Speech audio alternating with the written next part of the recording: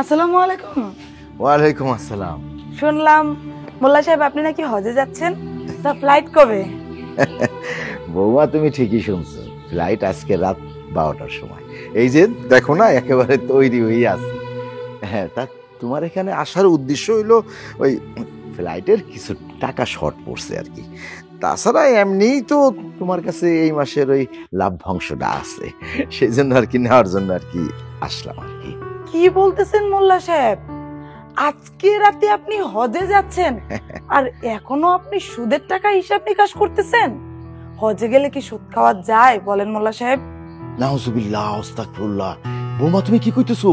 যা বলছো একবার সেটা কিন্তু আর মুখ দিয়ে বের করো না। হজ করে আসার পর তো সুদের টাকা মুখেও আনা যাবে না। যাক আলহামদুলিল্লাহ, শুই না মোল্লা সাহেব, খুব ভালো লাগলো, খুব খুশি হয়েছি। যতন দেই প্রতি মাসে মাসে আপনাকে যে 5,000 টাকা করে সুদের টাকা দিতে হইতো সেইটা আর দিতে হবে না, কিন্তু আসল টাকা কিন্তু এখন দিতে পারবো না মোল্লা সাহেব। না না, আসল টাকা ওইটা আছে থাক।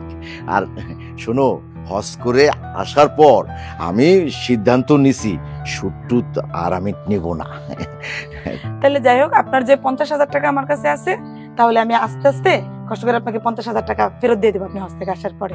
আচ্ছা, সেইটা না হয় দেখা যাবে হজ করে আসার পরে। এখন ওই যে এই মাসের যেই টাকাটা আছে সেটা দাও। আপনি একটু দাঁড়ান, আমি নিয়ে আসতেছি। আচ্ছা বাবা।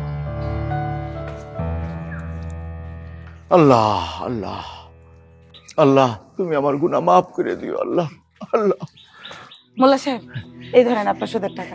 মাশাআল্লাহ মাশাআল্লাহ। 1 2 3 4 5 6 7 8। বৌমা, তোমার মনে হয় ভুল হয়েছে, 1,000 টাকা তো কম আছে, এখানে 4,000 টাকা। না না মোল্লা সাহেব, আমার কোথাও ভুল হয় নাই। আসলে আপনি যে আজকে হঠাৎ করে সুদের টাকার জন্য চলে আসবেন সেটা তো আমি জানতাম না। আমার এখানে 4,000 টাকাই আছে। তা মোল্লা সাহেব, আপনি তো হজেই যাচ্ছেন, আর 1,000 টাকা দাবি করেন না, হাজি মানুষ হয়ে যাবেন। না না বৌমা, তুমি কি বলতেছো? হজ করতে যাইতেছি, বোঝো না অনেক খরচ আছে তো। আর তাছাড়া এই কালেকশনের দায়িত্বটা আমার ছেলের উপরে দিছি। ঠিক আছে, ঠ্যাক ব্যাগ তো সবারই আছে। তুমি যখন ঠিকে গেছো তো ওই বাকি 1,000 কিন্তু আমার ছেলের কাছে দিয়ে দিবা। কি বলছেন মোল্লা সাহেব, আপনি হজ করতে যাবেন, হজ করে আসার পর আপনি সুদ খাবেন? আহারে বৌমা, তুমি আবার ওই সুদের দিকে কেন যাইতেছো? হ্যাঁ, আরে আমি হজ করতে যাইতেছি, তোমরা আরো খুশি হয়ে আমারে আরো আমি যা পাবো তার থেকে আরো বেশি দিবা। আর তা না করে তুমি এখন কি কইতেছো? ঠিক আছে, তোমার ঠেক হইছে, আমার ছেলের কাছে দিয়ে দিও, কোনো সমস্যা নাই তো। আচ্ছা আচ্ছা মোল্লা সাহেব, ঠিক আছে, আমার হাতে টাকা পয়সা হইলে আপনার ছেলের কাছে নিয়ে দিয়ে আসবো।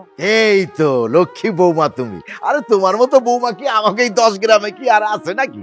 আচ্ছা, তাহলে আমার জন্য কিন্তু দোয়া কইরো, আমি সই সালামতের জন্য হজটা কইরা একেবারে শিশুর মতো নিষ্পাপ হয়ে যেন আমি আবার বাংলাদেশে ফিরতে পারি। ইনশাআল্লাহ ইনশাআল্লাহ। আচ্ছা, তাহলে আমি আসি। আচ্ছা, আসসালামু আলাইকুম। ওয়ালাইকুম আসসালাম রাহমাতুল্লাহ। আল্লাহ আল্লাহ আল্লাহ আল্লাহ আল্লাহ।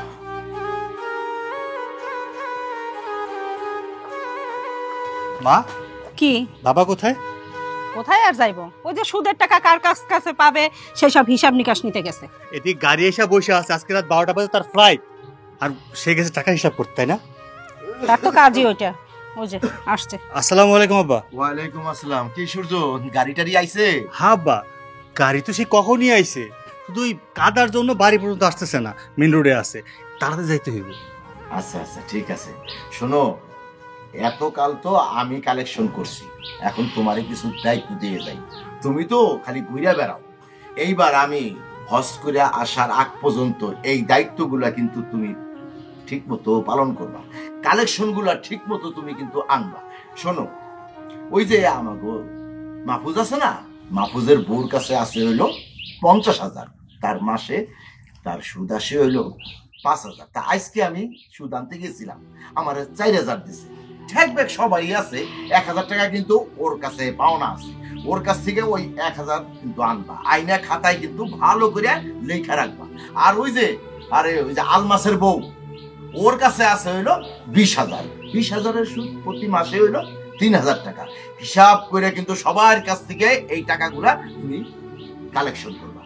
আর ওই যে উত্তর পাড়ার আর কুদ্দুসের বউ, সে নিচে হইলো 40,000, তার কাছে কিন্তু প্রতি মাসে তুমি সুদ আনবা 4,000। আর ওই যে শফিক সাগরের বউ, সে নিচে 60,000, তার কিন্তু প্রতি মাসে হইলো 6,000। এইভাবে সবার কাছ থেকে হিসাব করিয়া করিয়া আইনা খাতায় কিন্তু টুইকে রাখবা, হিসাবে যেন ভুল না হয়। আমি হজ করে আইসা তোমার কাছ থেকে পাই টু পাই কিন্তু হিসাব নেব।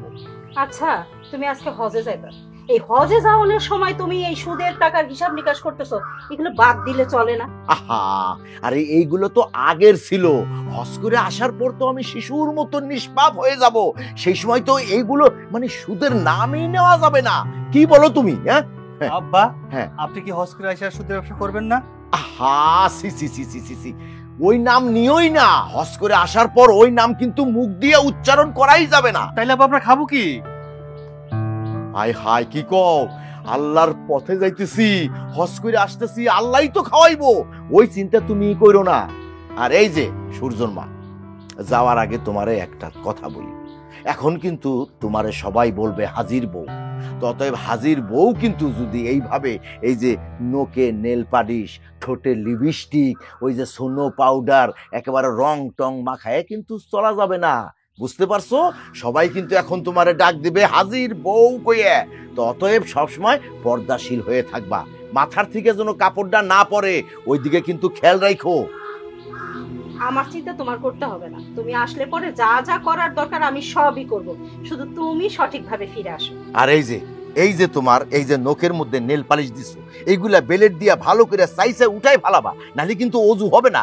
ও চলো, আমার দেরি হয়ে যাইতেছে, লাকিস টাকিস গুছাই দেবা। চলো চলো চলো। আল্লাহ আল্লাহ, চল।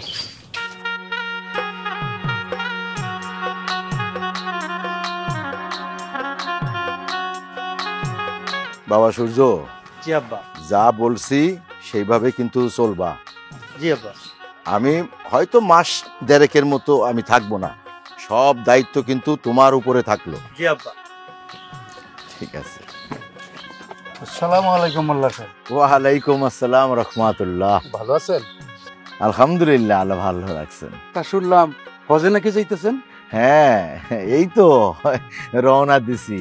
ও আচ্ছা, ওই যে রাস্তার মধ্যে গাড়িটা দেখলাম, তাহলে ওই গাড়িতেই যাবেন? হ্যাঁ হ্যাঁ, ওই গাড়িটাই। আসলে রাস্তা তো ভাঙা, খারাপ, ঢুকতে পারে না ওই গাড়ি, সেই জন্য ওইখানেই আছে। তা মোল্লা সাহেব, হজে যাইতেছেন পবিত্র মাটিতে, আমার জন্য একটু দোয়া টোয়া কইরেন। ইনশাল্লাহ ইনশাল্লাহ, শুধু আপনাদের জন্য না, গ্রামবাসী সবার জন্যই আল্লাহর ঘরে আল্লাহর কাছে দোয়া করব। আলহামদুলিল্লাহ।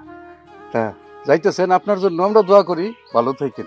আচ্ছা ঠিক আছে, আপনারাও সবাই ভালো থাকেন, সাবধানে থাকেন, আমার জন্য দোয়া করেন, সহি সালামতে যেন হজটা করে আসতে পারি। আলহামদুলিল্লাহ। যান তাহলে মোল্লা সাহেব। আচ্ছা ঠিক আছে। আসসালামু আলাইকুম ওয়া রাহমাতুল্লাহ। ওয়ালাইকুম সালাম ওয়া রাহমাতুল্লাহ। ঠিক আছে, যান। আচ্ছা আচ্ছা, ঠিক আছে। আসো।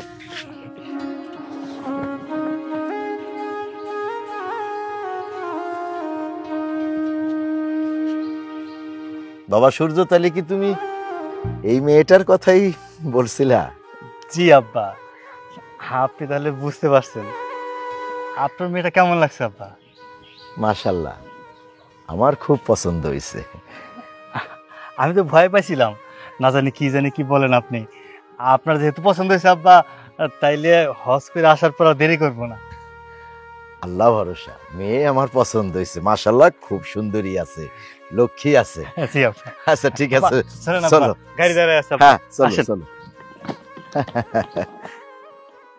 যাক, খুব ভালোই হইলো। আসসালামু আলাইকুম। ওয়ালাইকুম আসসালাম। এই যে বাবু মিয়া, সকালবেলা তোমার বাড়িতে যাই আমি ফিরাইছি, তুমি ছিলা না, আমার সুদের টাকাটা আমি আনতে পারলাম না, দাও। মোল্লা সাহেব, হ্যাঁ, শুনলাম আজকে আপনি হজে যেতেছেন, আমি আরো খুশি হয়েছি। মনে হয় আমার সুদের টাকাটা লাগবে না। এখন আজ যা আপনি করতেছেন, এতে তো আমার কাছে ভালো লাগলো না। এই যে এইটাই হইলো তোমাকে একটা দোষ। এই মিয়া, আমি হজ করতে যাইতেছি, হ্যাঁ, আল্লাহর দিনের পথে যাইতেছি, আল্লাহর ঘরে যেয়ে তোমাদের জন্য দাওয়াত করব। ওই মিয়া, ওইখানে গেলে কি খরচ আছে না? হ্যাঁ, লাখ লাখ টাকা খরচ হয় মিয়া, সেই জন্যই তো আমি আজকে সকালে গেছিলাম। দাও আমার সুদের টাকাটা দাও। মোল্লা সাহেব, তো আমি তো গটকালি ঠটকালি করি, ইদানিং গটকালি নাই, বিয়ের সাথে কম। যার জন্য পকেটে টাকা পয়সা নাই। শোনো মিয়া, 35,000-এ কিন্তু 4,000 টাকা সুদ। জি 4,000। হ্যাঁ, তুমি কবে দেবা? আমি তো সুদটা একটু বেশি খান, আর শুনেন আমি সুদেরটা দিয়ে দেবো না, আমি 7 দিনের টাইম চাই। 7 দিন না, 7 দিন না, তোমার আমি আরো 3 দিন বাড়াই দিলাম, 10 দিনের সময় দিলাম। হ্যাঁ, 10 দিন পর কিন্তু আমার ছেলের হাতে দিয়ে দেবা, কারণ আমি যেই কয়েকদিন থাকবো না এই সব দায়িত্ব আমার ছেলে নেবে। সূর্য বাবা, এই বাবুর কাছ থেকে তুমি 10 দিন, বুঝছো না, 10 দিনের জায়গায় যেন 11 দিন না হয়, 10 দিনের মধ্যেই 10 দিনের দিন চাইয়া 4,000 টাকা তুমি নিয়ে নিবা। আব্বা লোকটা তো কাজটা টাকা দিতে চায় না। না দিতে চাইলে ছাগলটা নিয়ে আসবা।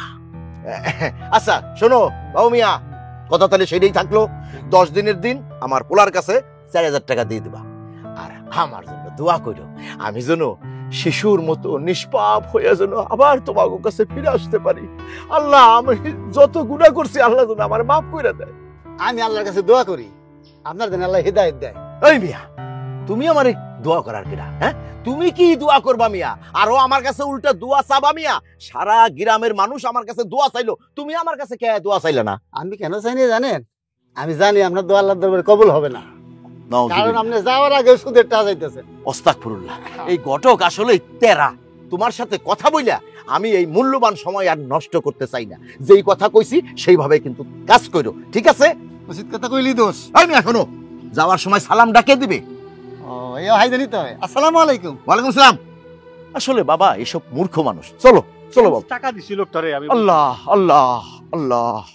আরে বেটা, তোর টাকা লাগবে, তুই আমার আগে জানাবি না? কালকে রাতে জানাইতি। হ্যাঁ, টাকা আছে 4,000, আমি নিয়ে দিতেছি। হ্যাঁ হ্যাঁ হ্যাঁ হ্যাঁ, রাখ। এই মুন্নি, এদিকে আসো তো। কি হয়েছে ডাক্তার ওই সাহেব? ঘরে না 4,000 টাকা আছে, টাকাটা একটু তাড়াতাড়ি দাও তো আমাকে। টাকা তো মোল্লা সাহেব এসে নিয়ে গেছে। কি? ওই যে সুদের 5,000 টাকা পাওনা না, আজকে তো মাসের উপরে আরো 5 দিন হয়ে গেছে। আর তাছাড়া ওনার নাকি আজকে রাত 12টায় ফ্লাইট, হজে যাচ্ছে, সেই জন্য আসছিল। আপাতত 4,000 টাকা দিয়ে দিছি, আর বলছে 1,000 টাকা ওনার ছেলে এসে নিবে। মোল্লার কাছ থেকে সুদটা কে নিছে? তুমি টাকাটা কে দিব? তুমি তাহলে তুই দিছস কেন? আরে উনি এমন ভাবে আইসা বললো যে আজকেই হজে চলে যাবে, তুমি তো তখন ছিল না, তো আমি কি করব?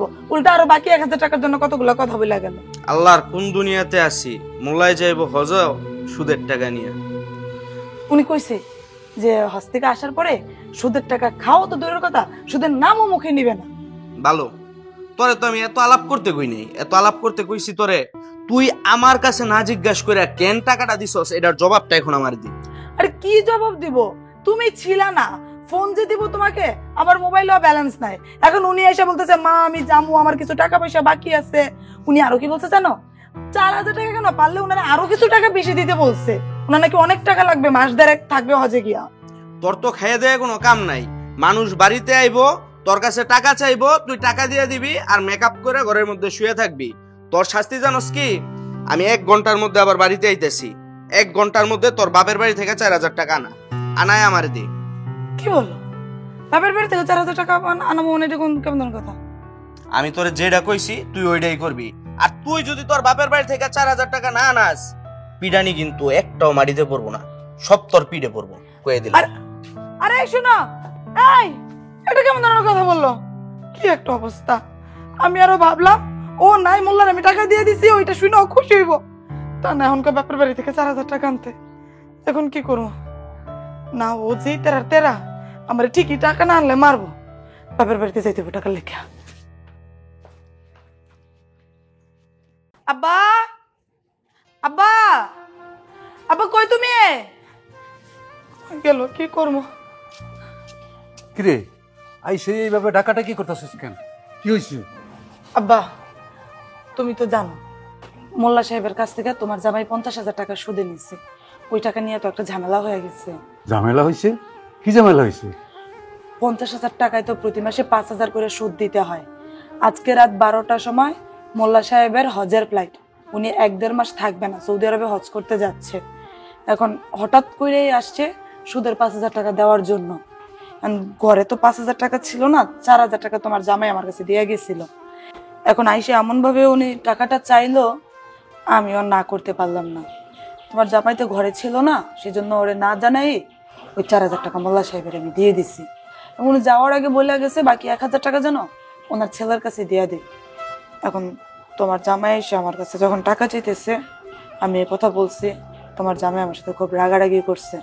আর বইলা গেছে আজকের মধ্যে যদি বাপের বাড়ি থেকে 4,000 টাকা নিয়ে ওনারা না দিতে পারি, তাহলে ও আমার এখন মারধর করবো আব্বা।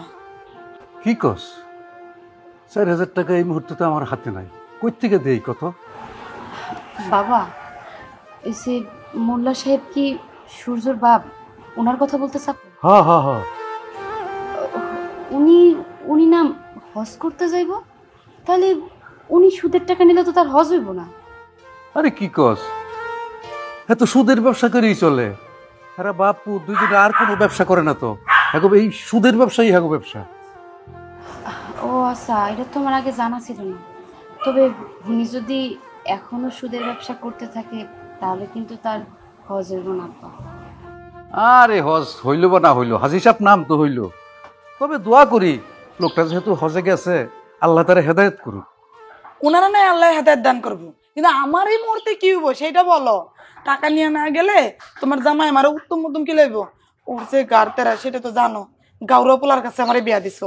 আব্বা, আপা কিন্তু একদম ঠিক কথা কইছে। দুলাভাই কিন্তু আপার গায়ে অনেকবার হাত তোলে। বিয়ের আগেই তোমারে কইছিলাম ওই ঘাটতারা জামাইয়ের সাথে আপার বিয়েটা দিও না। তুমি এখন আপার জীবনটা নষ্ট করছো, এখন দাও টাকা কিভাবে জোগাড় করে দিবা? কি যে করি এখন? আচ্ছা ঠিক আছে, তুই সেপারে নিয়ে ভিতরে যা, আমি আসতেছি, দেখি টাকার ব্যবস্থা করা যায় কিনা। দেখো আব্বা, যেমনি পারো টাকার ব্যবস্থা করো। ঠিক আছে।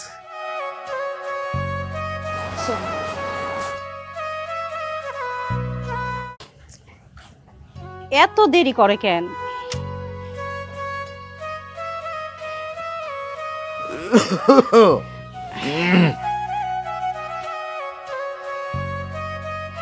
তুমি আসছো? কি ব্যাপার, একজন হাজী সাহেব আসছে, তুমি সালাম কেন দিলা না? ও, ভুল হয়ে গেছে। আসসালামু আলাইকুম ওয়া রাহমাতুল্লাহি ওয়া বারাকাতুহু। ওয়ালাইকুম আসসালাম ওয়া রাহমাতুল্লাহি ওয়া বারাকাতুহু। আচ্ছা, তোমাকে আমি যাওয়ার সময় কি বলে গিয়েছিলাম? হ্যাঁ, তুমি একটা হাজির বউ। হ্যাঁ, আর হাজির বউ হয়ে তোমার কি লেবাস! এখনো তোমার ওই ঠোঁটে লিপস্টিক, হ্যাঁ, নোকে নেল পালিশ, মাথায় কোনো কাপড় নেই। এখন যদি কেউ দেখে তাহলে সবাই কি বলবে যে একটা হাজী সাহেবের বউ কি লেবাস পরেছে। নাউজুবিল্লাহ। দেখো, রাগ করো কেন? আমি তো ভাবলাম তুমি 1.5 মাস পরে দেশে আসছো, আর স্বামীর সামনে বউ একটু সেজে গুজে থাকলে পরে কোনো রকম গুনাহ হয় না, এটা বলে সোয়াব। এই জন্যই তো সেজে গুজে ছিলাম। এই সূর্যমা, এই শোনো, আমি জমজম কুয়ার পানি এনেছি, খুরমা খেজুর এনেছি। সারা গ্রামে ঘরে ঘরে কিন্তু এগুলো বিলাতে হবে, সবাইকে দিতে হবে, তা না হলে কিন্তু আমি আল্লাহর কাছে আমি গুনাহগার হয়ে যাব। এই কথাটা কিন্তু মনে রেখো। আর হ্যাঁ বাবা সূর্য, তুমি আর দেরি করো না। ওই যে ঘটক, ওই যে বাবু ঘটককে দিয়ে তুমি প্রস্তাব পাঠাও। আগামী শুক্রবারেই আমি যেয়ে বিয়ের পাকা পোক্ত কথা বলবো। জি আব্বা, খুব ভালো লাগলো। আল্লাহ আল্লাহ আল্লাহ। ও আর হ্যাঁ, বাবু ঘটকের বাড়ি থেকে ফেরার পথে ওই যে আলমাস, তারপরে কাউসার, ওদের কাছ থেকে কিন্তু টাকাগুলো নিয়ে আসবে।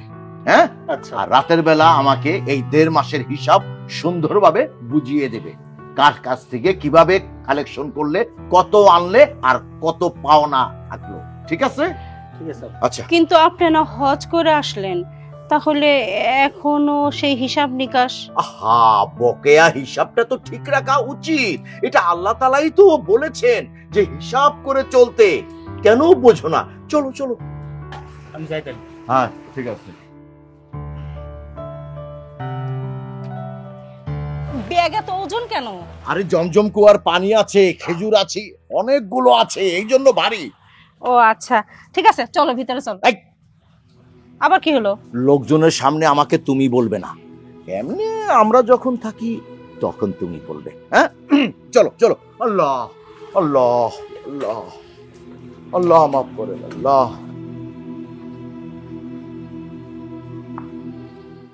ভাই সাহেব, আপনার মেয়েকে তো এর আগেও আমি চিনি, জানি। হজের সময় তো যাওয়ার সময় আপনার মেয়েকে আমি দেখছি। তা এখন সময় নষ্ট করে কি লাভ, মেয়েকে একটু ডাকুন, ছেলে মেয়ের সামনে কথাটা ফাইনাল করি। জামাই বাবাজি, সেফারে আনার ব্যবস্থা করো। এই মুন্নি, শেফারে নিয়ে আসো।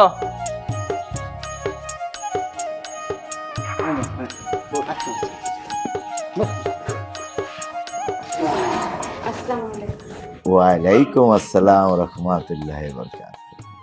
ভাইজান, ছেলে মেয়ে তো আগে থেকেই জানাশোনা আছে, দুইজন দুইজনেরই পছন্দ করে, আর আমরাও তো মেয়েরে খুবই পছন্দ করি।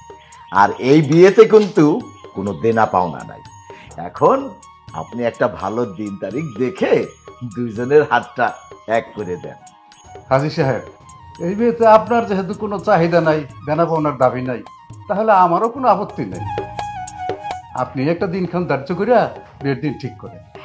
বাবা, আমার আপত্তি আছে, আমি এই বিয়েটা করব না। শেফা, এ তুমি কি বলছো? তোমার সাথে আমার এতদিনের সম্পর্ক, আর আমরা একে অপরকে ভালোবাসি। আপনাদের কথা দিয়েছিলাম আমি আর তুমি আমরা সারা জীবন একসাথে থাকবো, একসাথে সংসার করব।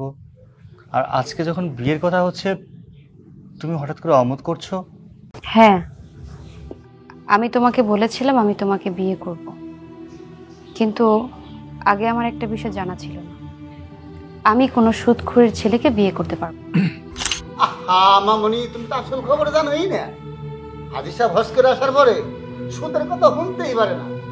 আমার কাছে 35,000 টাকা পায়, প্রতি মাসে 4,000 টাকা সুদ দিত।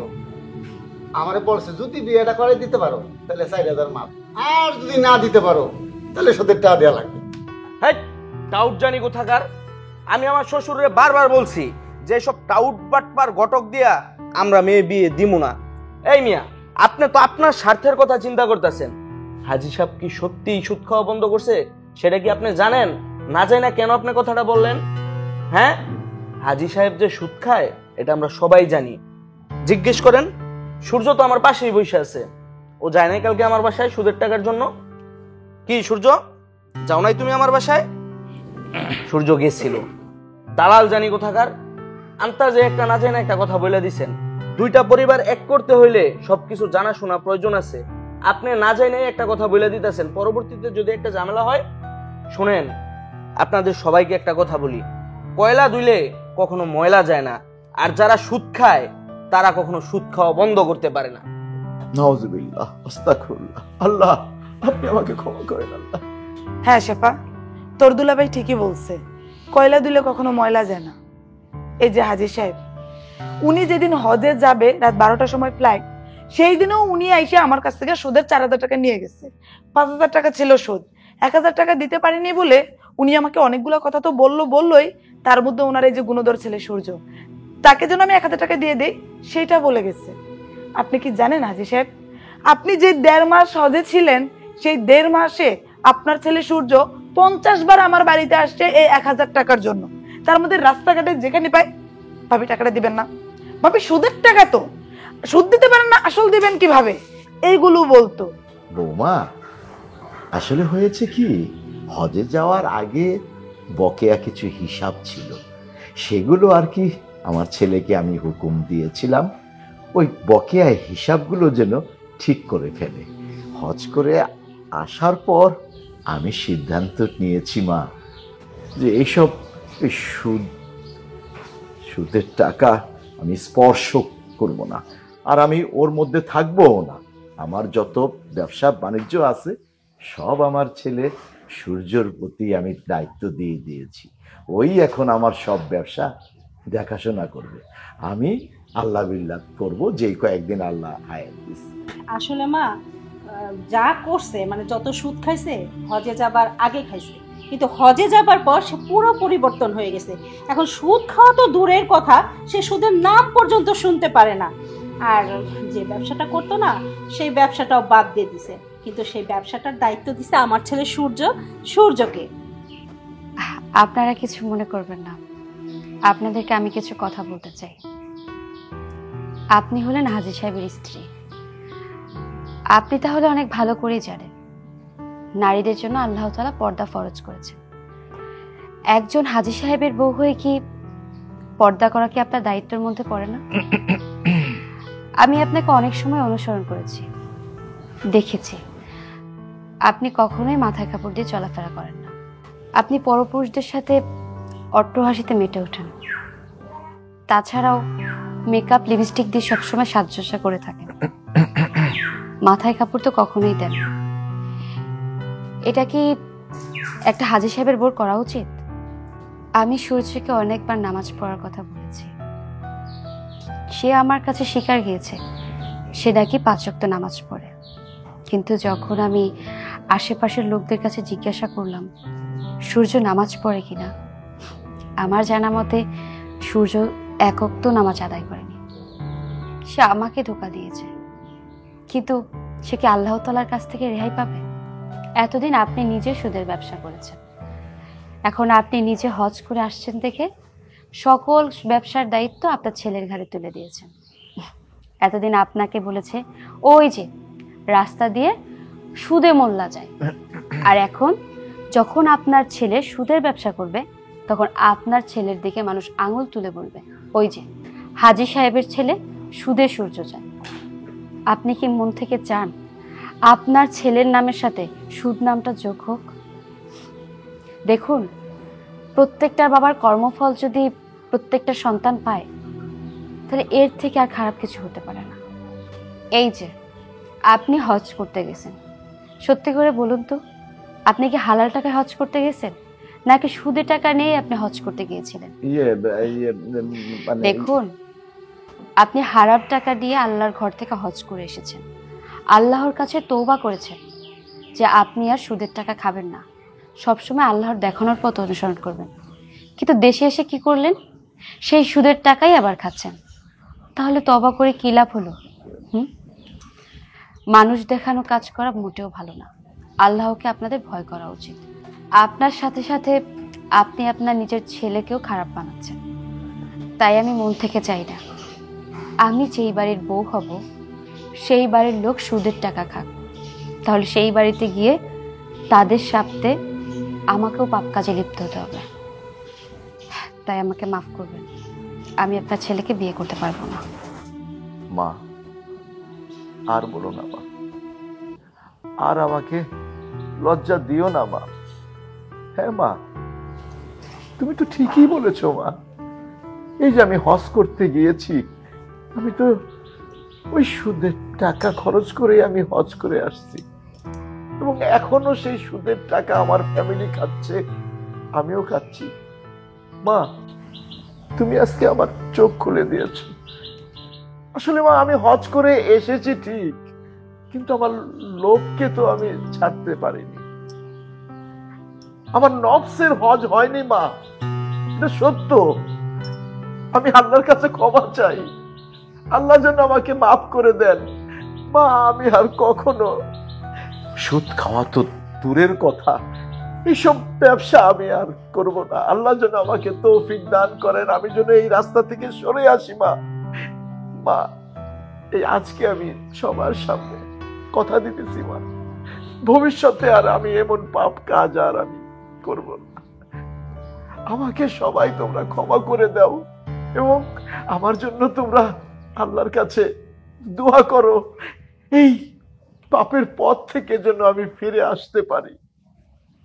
আমাকে তোমরা সবাই ক্ষমা করে দাও মা, ক্ষমা করে দাও। হ্যাঁ মা, তুমি একদম ঠিক কথা বলছো। এতদিন আমরা ভুল পথে চলছি, অনেক কিছু জানি নাই, হালাল মনে করে হারাম খাইছি, এখনো খাচ্ছি। আজকে তুমি আমাদের হাজী সাহেবের চোখ খুলে দিছো, সাথে সাথে আমাদেরও। এখন থেকে আমিও 5 ওয়াক্ত নামাজ পড়ব, পর্দার সহিত চলাফেরা করব। আর আমার যত ভুল আছে, তুমি তো আমার ঘরের বউ হবা, বউ হলে সব সংশোধন করে দিবা। আর হাজী সাহেবও তো স্বীকার করলো আজকে থেকে সে আর সুদ খাবে না। বৌমা, আমার ছেলেকে আর অস্বীকার করো না। তুমি আমার ছেলের সাথে বিয়ে বসতে মত দাও, তাহলে তুমি আমার ঘরের বউ হলে আমরা সুন্দরভাবে সাজিয়ে গুছিয়ে চলতে পারবো, ভুলগুলো ধরতে পারবো। মা, আর অমত করো না। শেফা, আমি জানি আমি তোমার কাছে অনেক অপরাধ করেছি, তোমাকে অনেক মিথ্যে কথা বলেছি। তুমি সবসময় আমাকে নামাজে তাগিদ দিতে, বলতে নামাজ পড়েছো কিনা, মসজিদে গিয়েছো কিনা। আমি সব মিথ্যে কথা বলতাম, নামাজ না পড়ে বলতাম যে পড়েছি, মসজিদে না গিয়ে বলতাম যে হ্যাঁ গিয়েছিলাম। আসলে আমি তোমাকে ভালোবাসতাম বলে মিথ্যে কথা বলে বলতাম। আমার পরিবারের কেউ তখন নামাজ পড়তো না, নামাজের প্রতি আমাদের কারো গুরুত্ব ছিল না। কিন্তু আজকে তুমি আমাদেরকে যে কথাগুলো বললে আমাদের সবার মন পাল্টে গেছে।